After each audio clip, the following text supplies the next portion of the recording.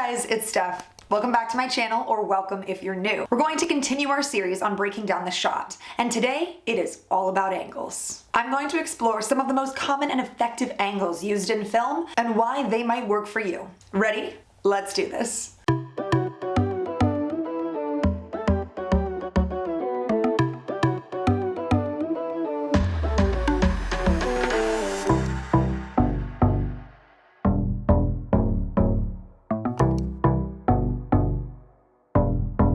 So, what is the angle? It's used to specify the location where the camera is placed to take the shot. The viewer's perception of a scene can be directly influenced by the positioning of the camera. In film and television, scenes are often shot from multiple angles to enhance dramatic effect and to give a wider selection in the editing room. So this is particularly effective if you could learn to strategically and effectively combine the right shot size with the right angle. The first shot we're going to discuss today is the eye level shot.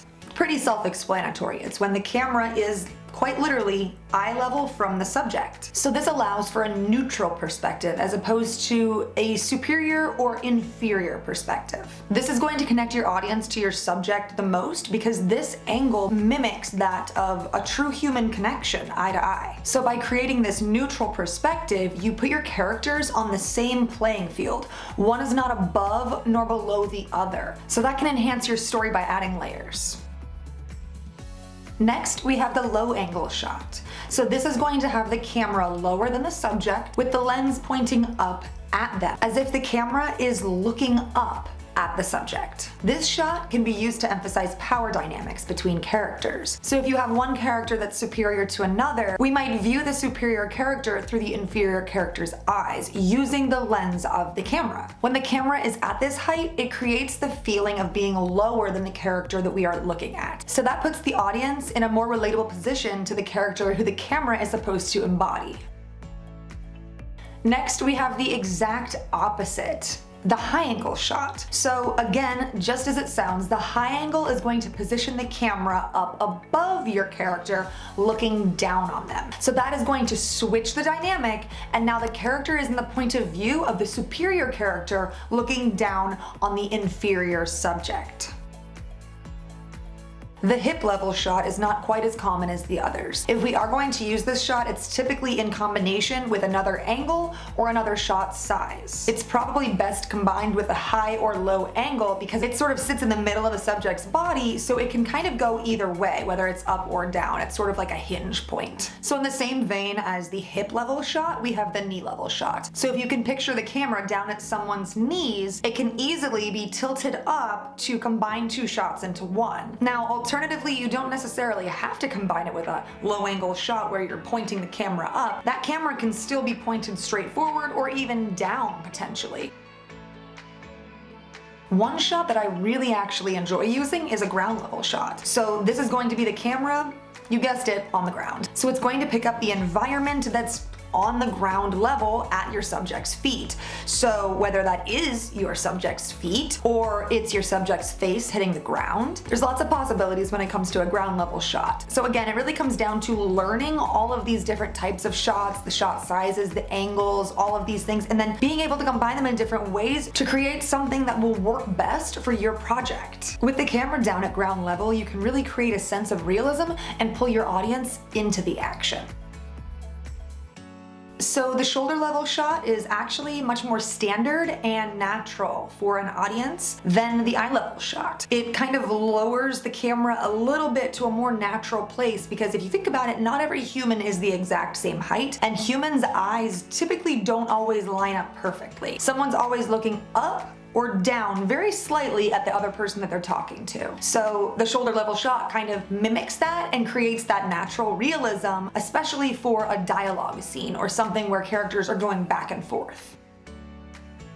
So this is the Dutch angle, also known as the Dutch tilt. As you can see, the camera is actually sitting at an angle. It's not sitting on the tripod straight. So tilted horizon lines are going to create a sense of disorientation. If you want an entire film full of great Dutch angle examples, you literally just have to watch the first Thor.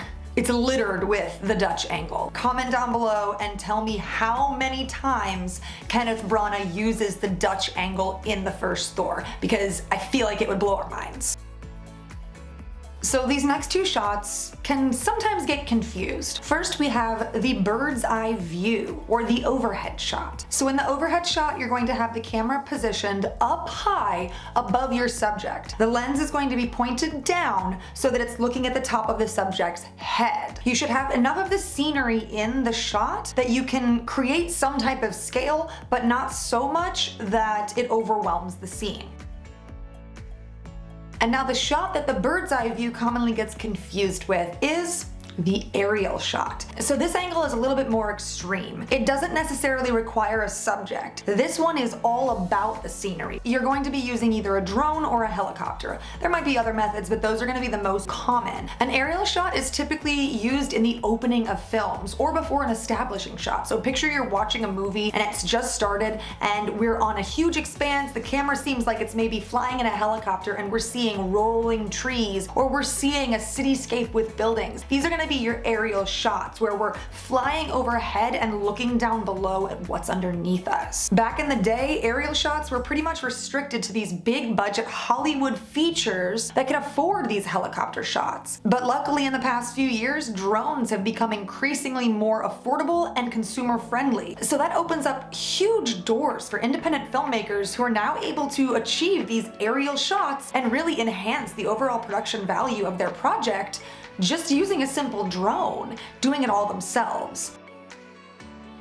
Alright, so finally we've made it to our bonus angle, which is the POV shot. That's just gonna stand for point of view. Picture you have a camera in front of your face and it's just capturing everything that you are seeing and observing. So a POV shot is something that might capture someone's shoes walking. It might capture someone looking around. Another time a POV shot is commonly used is when a subject is maybe waking up, whether it's from a sleep or from a coma or from another scenario where they have their eyes closed and then their eyes open, and so that gives the camera a good opportunity to kind of see what they're seeing. So POV shots really do a good job at pulling that audience into the subject's brain. It kind of puts the audience member in the driver's seat and really kind of allows them to experience this film firsthand as if they are in the movie themselves, which is really cool.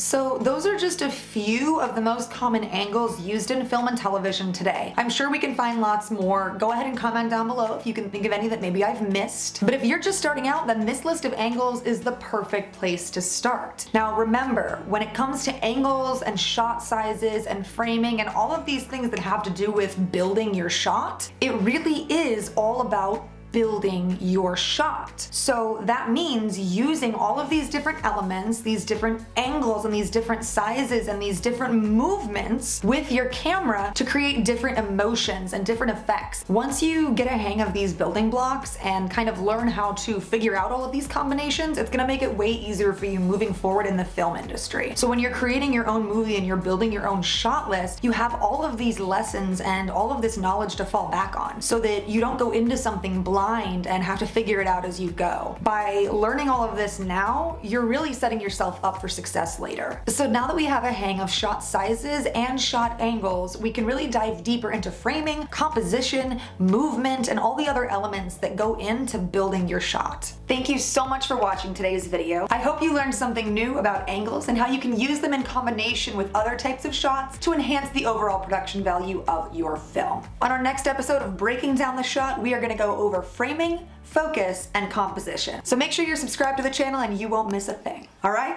I'll see you in the next one. Bye guys.